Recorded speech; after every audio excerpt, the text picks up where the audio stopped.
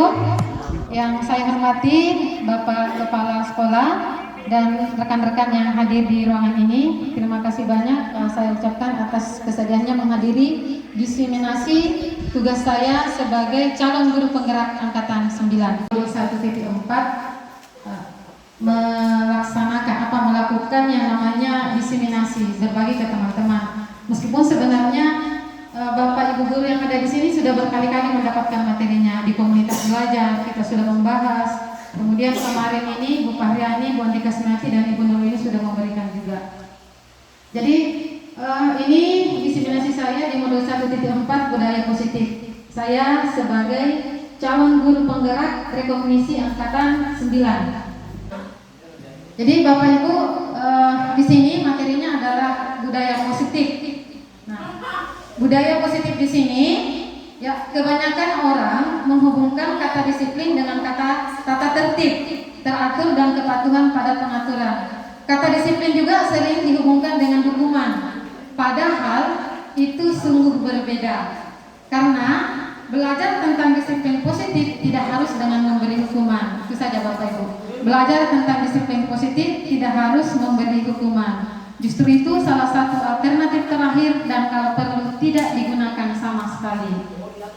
Nah, ini ada hubungannya kemarin Bapak Ibu waktu kita komdel pertama, ada anak-anak mengatakan waktu kita P5 di sekolah terlalu banyak aturan. Baju dilarang dibuat, rambut dilarang panjang dan lain sebagainya. Sehingga ada rekan kita mengatakan bagaimana kalau aturan itu dikurangi? Karena ternyata anak-anak tidak senang kalau terlalu banyak aturan. Nah, menurut Bapak Ki Hajar Dewantara, Bapak Ibu, di mana ada kemerdekaan di situ harus ada disiplin yang kuat. Jadi kalau kita mau lihat anak kita merdeka nantinya, maka perlu didisiplinkan dengan kuat.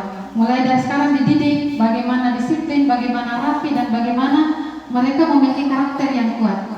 Seperti itu Bapak Ibu. Ini adalah nilai kebajikan. Jadi Bapak Ibu sebenarnya di program guru penggerak itu ada 9 nilai-nilai kebajikan. Cuma kita di kurikulum Merdeka ini hanya fokus di profil pelajar Pancasila. Jadi ada 9 karakter, ada lagi Ibu kalau tidak salah banyak sekali sebenarnya nilai-nilai kebajikan. Dan nilai-nilai kebajikan itu ya ada semua di dalamnya. Kepatuhan, kedisiplinan, sopan, santun dan lain sebagainya itu termasuk dalam nilai-nilai kebajikan. Nilai-nilai kebajikan inilah yang perlu ditanamkan anak kita sejak dini. Nah, kemudian di sini Bapak Ibu ada pertama disiplin positif itu tadi. Disiplin positif itu tidak selamanya dikaitkan dengan hukuman. Dan itu alternatif terakhir. Kalau tidak ada lagi cara, mau tidak mau kita memberikan juga konsekuensi kepada anak-anak. Yang kedua adalah 3 motivasi perilaku manusia. Di sini dikatakan motivasi perilaku manusia itu pertama, kita melakukan sesuatu, kita bertindak sama dengan peserta didik kita karena pertama menghindari ketidaknyamanan atau hukuman. Datang cepat-cepat ke sekolah karena tidak mau dihukum, tidak mau dijemur atau merasa tidak nyaman. Saya harus datang cepat ke sekolah karena tidak nyaman kalau dilihat oleh guru. Yang kedua adalah untuk mendapatkan imbalan atau penghargaan dari orang lain. Mungkin ada juga siswa kita mengatakan, saya harus datang lebih awal. Sebelum pagar ditutup, saya harus datang ke sekolah. Kenapa? Karena saya ingin mendapatkan penghargaan dari wali kelas saya, murid teladan. Yang ketiga adalah ada kesadaran dalam diri si anak, namanya motivasi internal. Tidak menginginkan hukuman, tidak menginginkan penghargaan, tetapi mereka sadar bahwa itu adalah kewajibannya. Ini mungkin tidak jauh beda dengan kita Bapak Ibu sebagai guru. Ini hanya berbagi karena saya juga guru sering terlambat. Yang paling rendah dari 3 motivasi ini nomor 1, paling rendah. Kalau itu yang kita pikirkan, artinya cara berpikir kita paling rendah. Saya datang ke sekolah karena tidak nyaman dengan kepala sekolah, tidak nyaman dengan teman kalau setiap hari saya terlambat. Saya cepat datang, harus pikir karena supaya dapat mendapatkan pujian dari kepala sekolah, mendapatkan pujian dari teman-teman. Itu kedua, tetapi itu yang tidak diinginkan. Yang ketiga adalah sadar bahwa saya adalah PNS. beban mengajar saya sekian jam, saya terlambat 2 jam 3 jam, berarti itu bukan hak saya. Saya digaji full, ternyata saya hanya menjalankan tugas hanya 3 sampai 4 jam. Inilah yang diharapkan motivasi ketiga, yaitu motivasi yang berasal dari dalam diri kita masing-masing yang namanya motivasi intrinsik atau internal, bukan motivasi dari luar. Lanjut Bapak Ibu, menurut Bapak Ibu terkait pengalaman penerapan konsep-konsep tadi, apakah Bapak Ibu merasa sudah lebih baik? Artinya di sini saya minta pendapatnya Bapak Ibu, ya, mengenai motivasi diri. Ya jujur Bapak Ibu ya, kita kan orang dewasa. Mungkin ada satu orang yang bisa menyampaikan apa pemahamannya tentang faktor-faktor yang menyebabkan sehingga kita melakukan tindakan tersebut. Dari ketiga itu cenderung kita berada di mana? Ada yang bisa Bapak Ibu? Bibi panas sebelah. Assalamualaikum warahmatullahi wabarakatuh. Terima kasih atas kesempatan yang diberikan kepada kami atau saya untuk memberikan tanggapan. Di antara semua yang disebutkan tadi tentang motivasi, sebenarnya kalau sudah dimulai dari diri sendiri, semua yang faktor-faktor lain itu sudah akan terlewati. Kalau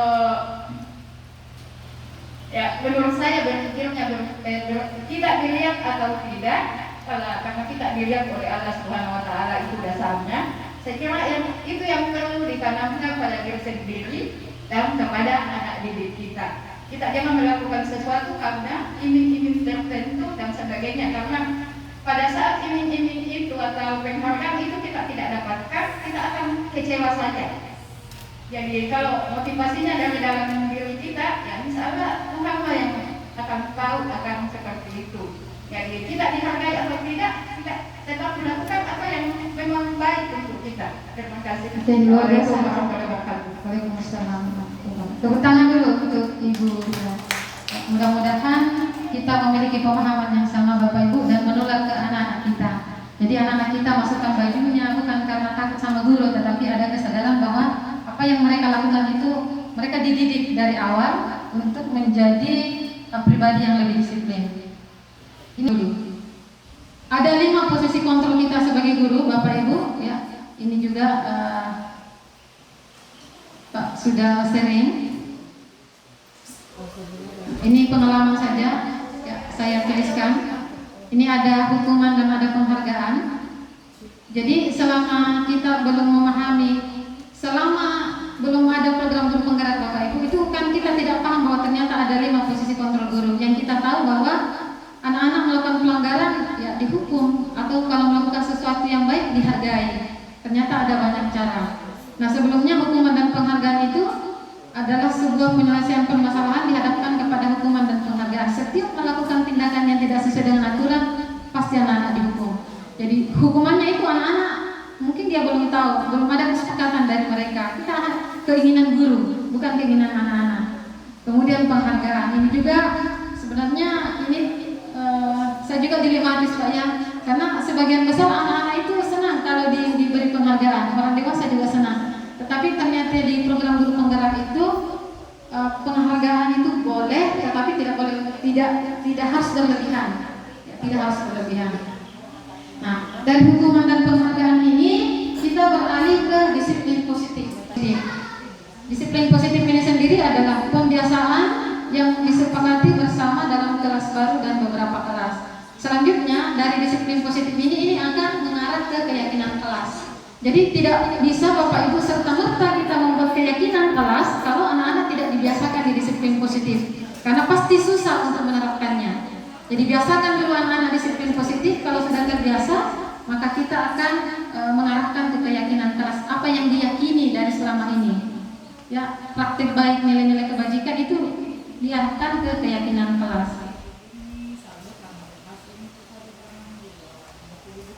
Ini 5 posisi kontrol guru Bapak Ibu.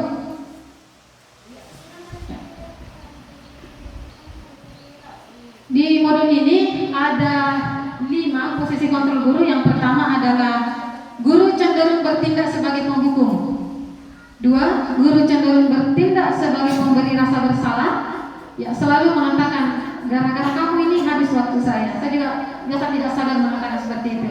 Ini gara-gara kamu ini, pekerjaan saya ini tidak beres-beres. Itu salah satu bentuk bahwa kita selalu menganggap bahwa gara-gara mereka, gara-gara anak kita, sehingga kita terhambat, sehingga anak-anak merasa, oh memang saya salah. Kemudian yang ketiga, memposisikan diri kita sebagai teman. Yang keempat, kita hanya berfungsi sebagai pemantau. Dan yang kelima, sebagai manajer. Meskipun saya mungkin tidak uraikan karena kita dibatasi waktu Bapak Ibu, mungkin bisa ke teman-teman yang lain. Silakan Bapak Ibu, dari 5 posisi ini, kira-kira Bapak Ibu berada di posisi mana? Penghukum, sedikit melakukan kesalahan, hukum, jongkok, jemur di luar, tidak bawa buku ini, tidak, pokoknya semua serba hukuman. Terlambat, dihukum, itu penghukum. Tetapi sangat menyentuh dan menusuk hati anak-anak, sehingga anak selalu merasa dirinya gagal. Teman, semuanya tidak ada ketegasan. Oke, hari ini kamu melanggar, besok jangan lagi ya. Masuk cepat di kelasnya. Nanti ada orang lain yang lihat. Musuh sempat mengatakan, kenapa Pak Ardiansa memperlakukan saya seperti ini? Padahal Pak Ardiansa itu teman saya, Bu. Saya sangat akrab dengan Pak Ardiansa. Jadi saya kasih pemahaman, Ardiansa itu temanmu di luar, tapi di sekolah bukan. Karena itu dia protes, kenapa saya diperlakukan seperti ini? Selalu dicari kemana-mana, belum ada kesadaran. Dan yang ketiga, Bapak Ibu, memantau. Memantau saja. Ya, jangan seperti ini, jangan seperti itu, tapi tidak ada. Bismillahirrahmanirrahim. Assalamualaikum warahmatullahi wabarakatuh. Assalamualaikum warahmatullahi wabarakatuh. Yang terhormat Bapak Kepala Sekolah, rekan-rekan guru yang sempat hadir hari ini, berbicara tentang 5 posisi kontrol yang dalam lingkup seorang pendidik atau dalam hal ini guru. Perlu saya sampaikan posisi saya waktu di sekolah lama. Kebetulan sekolah saya adalah sekolah kecil, satap. Jadi karena saya memposisikan diri pada poin ketiga, teman. Hanya ketika saya perhatikan, ternyata ketika posisi seorang guru sebagai teman, ternyata siswa menganggap guru itu tidak, artinya bukan berarti bahwa tidak dihargai, tetapi siswa secara bebas untuk bagaimana dia bersikap, bagaimana dia bertindak, sehingga jati diri seorang guru seolah-olah tidak ada penghargaan yang begitu terlihat dari seorang siswa. Jadi pada saat itu saya memvonis bahwa poin ketiga ini tidak penting atau tidak terlalu sesuai atau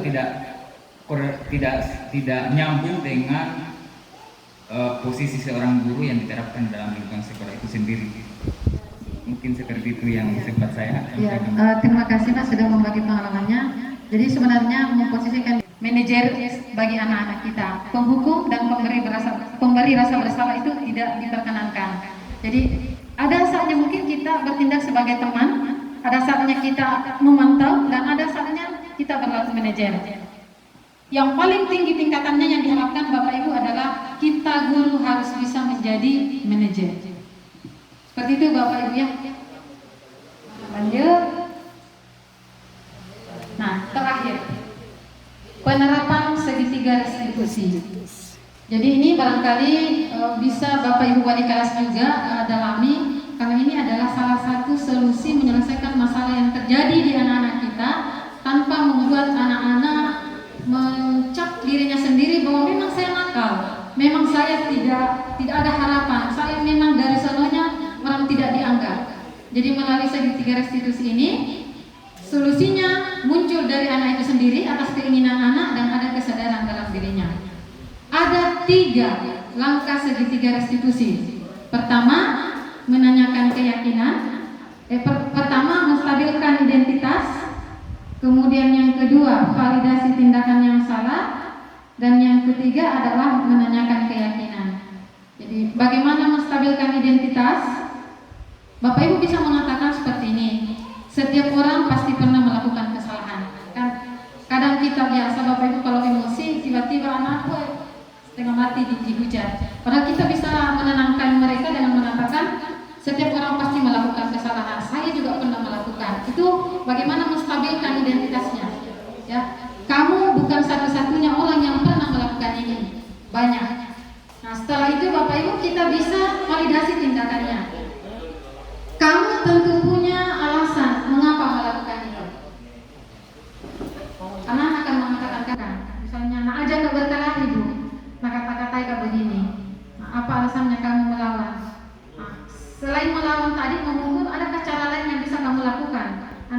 saja mengatakan, ya melapor kamu atau membela diri kamu, tapi saya tidak seperti ini. Jadi biarkan anak-anak menggali dulu, karena pada dasarnya semua anak-anak itu memiliki nilai-nilai yang baik dalam dirinya, tidak jahat. Artinya kalau memang dia nakal, banyak juga baiknya, ada juga baiknya. Yang ketiga adalah menanyakan keyakinan. Keyakinan kelas apa yang telah disepakati. Di kelasmu sudah ada keyakinan, nak ya. Apa yang kamu tulis di situ? Kamu yakin dengan itu semua? Yakin. Nah, kamu ingin menjadi orang yang seperti apa? Saya ingin seperti ini, Bu, ingin menjadi seperti ini. Nah, apa yang kamu lakukan supaya impianmu itu bisa terwujud berdasarkan keyakinanmu? Dengan seperti itu, anak-anak dikembalikan identitasnya, kesalahan-kesalahannya, dia tidak merenungi secara terus-menerus bahwa memang saya orang yang paling nakal, karena ketika itu tersetting di kepalanya si anak, maka setiap saat akan melakukan kesalahan-kesalahan. Tetapi ketika dia diberi motivasi bahwa sebenarnya kamu bukan anak yang jahat, kamu bukan anak yang kurang ajar, anak yang baik, insya Allah motivasi itu akan muncul dalam diri anak itu sendiri.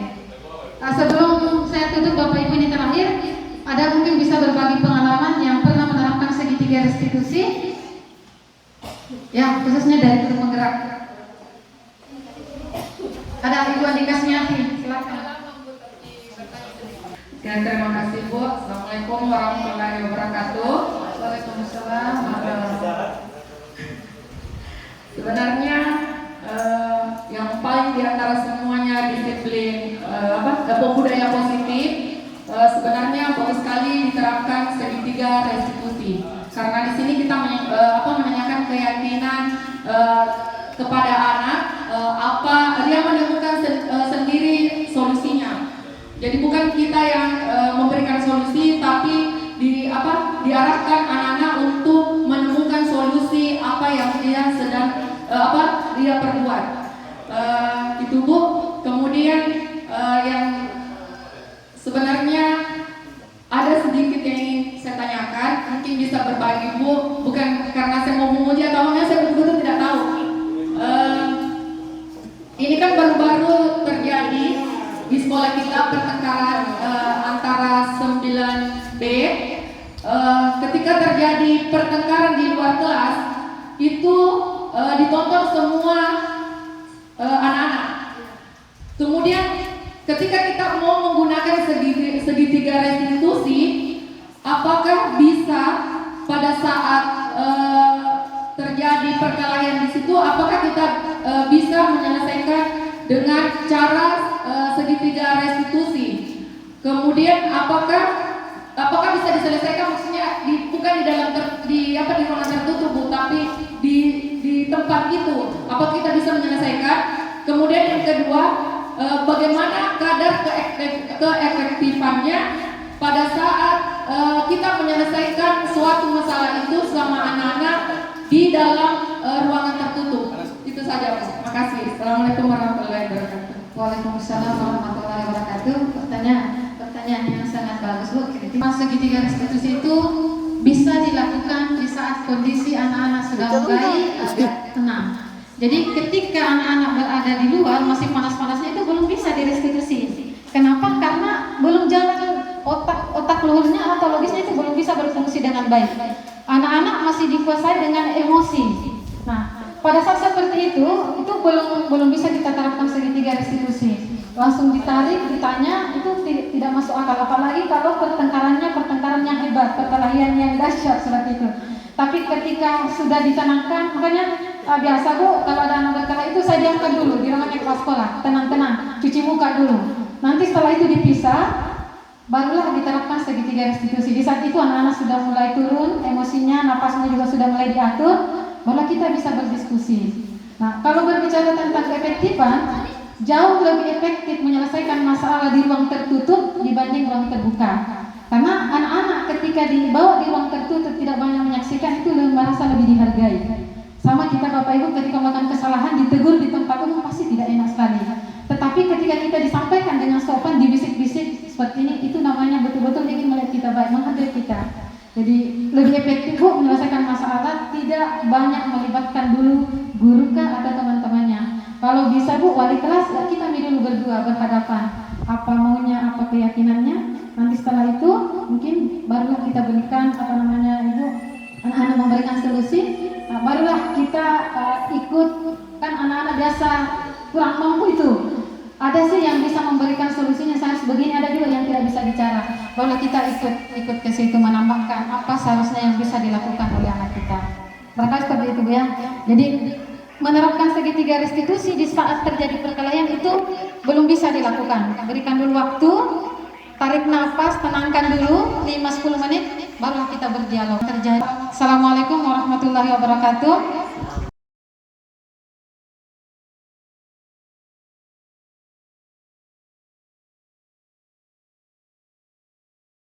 Ini Al Indra, kelas berapa? 9B. Kira-kira bisa menyampaikan ke Ibu apa alasannya sehingga Indra dipanggil tadi menghadap ke sini? Apa kesalahan Pak? Ada kesalahan yang kita perbuat? Iya. Apa itu? Sering bolos. Sering bolos, apa lagi? Sering tegang. Sering berkelahi. Berkelahi dengan siapa kemarin? Farhan. Oke. Bolos, sudah berapa kali bolos? Banyak. Banyak kali. Mulai dari kelas berapa? Kalian pindahan? Iya. Dari mana? Mengambil. Maksudnya sebelumnya Indra, apakah siswa di sini dari kelas 7 ke kelas 9 atau pernah sekolah di sekolah lain, di SMP lain? Iya. Di SMP mana? Oh, di sini saja. Saya tanya dulu Indra. Kalau itu yang kamu lakukan, bolos, berkelahi, menurut kamu itu benar tidak? Iya. Tidak benar. Iya. Betul apa yang kamu lakukan itu tidak benar ya? Iya. Banyak sebenarnya teman-teman yang bolos. Banyak juga teman-teman yang sering berkelahi. Bahkan anak laki-laki di usia seperti kamu itu, karena emosinya belum labil, tidak jarang ya. Selalu saja sedikit-sedikit terpancing emosinya, sedikit-sedikit berkelahi. Dan bisa saja Indra melakukan tindakan yang lebih parah lagi kalau Indra tidak bisa mengendalikan emosi, ya kan? Iya. Jadi itu sudah terjadi. Indra bolos, Indra berkelahi. Nah, waktu Indra berkelahi, bisa menceritakan kronologisnya kenapa bisa berkelahi? Iya, enggak ada kamu. Diajak berkelahi. Apa alasannya diajak? Pasti ada persoalan sebelumnya. Ada masalah sebelumnya? Tidak ada. Karena itu saja. Apa masalahnya? Gara-gara itu buku. Gara-gara si Farhan kehilangan buku dan yang dituduh ambil buku siapa? Baik. Bais. Siapa itu Bais? Sepupu. Kamu ikut membela. Iya, Bu. Oke. Nah, karena kamu merasa membela sepupumu sehingga memilih untuk berkelahi. Apakah tindakan yang kamu lakukan itu benar? Menurut kamu, apakah tindakan yang kamu lakukan karena sepupumu dituduh ambil buku tanpa mengklarifikasi sehingga kamu menentang untuk berkelahi? Iya, makanya kamu berkelahi. Tapi saya tanya, apakah tindakanmu itu benar? Iya. Sudah benar, karena kamu maksud saya, apakah tindakanmu benar kalau berkelahi? Tidak. Tidak benar ya? Iya. Jadi siapapun yang menantang, apapun yang dibilang orang, kalau kau terpancing berarti itu tindakan yang tidak benar. Iya. Waktu berkelahi, Indra sempat memukul atau hanya dipukul? Biasanya Pak, Bu. Sempat memukul. Sempat memukul. Sini. Kamu dipukul. Kamu juga memukul. Apanya yang luka parah? Kalau memukul. Dulu kan belum memukul, Bu. Iya, tapi waktu kamu memukul apanya saja yang memukul? Di sini Bu, Bang. Makanya sebar kosan, Bu. Iya. Kamu pakai kukunya panjang. Ada perasaan bersalah setelah mencakar temannya sampai berdarah? Iya. Ada perasaan bersalah. Ya. Nah, sekarang saya tanya, karena kamu merasa bahwa apa yang kamu lakukan itu tidak benar, salah, kira-kira ke depannya ini apa yang bisa kamu lakukan supaya tidak terulang lagi, termasuk bolos, berkelahi, apa yang bisa kamu lakukan supaya tidak terulang kembali? Sekolah yang baik pertama. Yang kedua apa lagi? Kalau misalnya ada yang menantang berkelahi, Indra bersedia kembali untuk dia berkelahi? Tidak. Tidak lagi, karena itu perbuatan yang salah. Nah, kira-kira kalau ada orang lain atau teman di sekolah mengajak kamu untuk berkelahi, kamu tidak mau, dia tidak mau ya, solusi apa yang kamu lakukan supaya ajakannya teman itu diketahui? Apa yang kamu lakukan? Lapor. Melapor kepada siapa? Melapor ke satpam, melapor ke ya, sampaikan itu saya diajak berkelahi supaya apa? Tidak terjadi perkelahian. Indra mau lulus tidak? Iya mau. Apa yang harus lakukan Indra supaya tetap sekolah di sini dan lulus nanti sampai semester depan? Lagi sekolah. Ya, rajin datang ke sekolah nanti. Jangan lagi sering tinggal di rumah. Kalau misalnya Indra tidak ke sekolah, apa yang dibikin di rumah? Apa yang kamu bikin di rumah? Tidur. Yang saja. Tidur. Apakah perbuatan yang kamu lakukan itu benar menurut Indra? Tidak. Tidak ya, harus dirubah. Nah, Indra harus rajin datang ke sekolah. Kalau ada yang menantang berkelahi, sampaikan ke guru. Sekarang saya tanya, menurut Indra, nilai-nilai kebajikan atau nilai-nilai positif apa yang kamu pahami di sekolah? Apa yang harus kita lakukan di sekolah? Nilai kebajikan, kebaikan apa yang harus kita tanamkan di sekolah? Jangan. Belajar. Apalagi? Sopan. Sopan. Apalagi? Disiplin. Ya. Ya, sopan. Selain sopan, disiplin, apalagi nak? Nilai-nilai kebajikan yang harus Indra tanamkan dalam diri Indra. Bagaimana interaksimu dengan teman yang lain? Bagaimana yang baik? Cara bergaul dengan teman yang lain baiknya seperti apa nak? Berteman dengan baik, saling menghargai. Oke. Indra sudah paham bahwa apa yang dilakukan Indra kemarin, malas datang ke sekolah, bolos, berkelahi adalah tindakan yang keliru. Ya, tindakan yang salah. Ya. Saya sangat paham itu Indra. Karena bukan cuma kamu yang melakukan, ya, banyak yang melakukan. Tapi ingat Indra, karena kamu sudah terlanjur terjadi perkelahian, apa yang harus kamu lakukan? Merubah tingkah laku yang sering selama ini yang tidak bagus Indra. Rajin datang ke sekolah, apalagi tadi? Tidak bolos dan tidak berkelahi lagi. Nah, setelah ini Indra keluar dari ruangan ini, bagaimana Indra berinteraksi dengan temannya di kelas? Apakah Indra masih akan terpengaruh dengan teman-teman yang lain ketika dipanas-panasi? Tidak? Tidak lagi nanti, tapi melapor ke sekolah. Saya yakin Indra bisa menjadi lebih baik. Indra ya, kamu bisa menjadi lebih baik. Kepercayaan yang diberikan oleh bapakmu itu pertahankan ya. Harapannya orang tuamu ke Indra, belajar dengan baik. Indra itu anak yang baik, bukan anak yang nakal, suka bolos dan suka berkelahi. Paham Indra ya? Ya. Sebentar jam 9 menunggu, tidak usah dulu masuk di kelas ya. Biarlah kalau misalnya mau di 9D saja dulu, ada temannya di sana. Tapi jangan sampai di sana cerita-cerita lagi sama teman di panas-panas ini. Nanti sebentar ada orang tuanya baru masuk di kelas belajar. Paham? Iya, terima kasih banyak. Mudah-mudahan Indra bisa merubah sikapnya dan menjadi lebih baik. Tadi Indra bisa menjadi lebih baik. Ya, saya yakin. Tadi? Oke. Coba sini.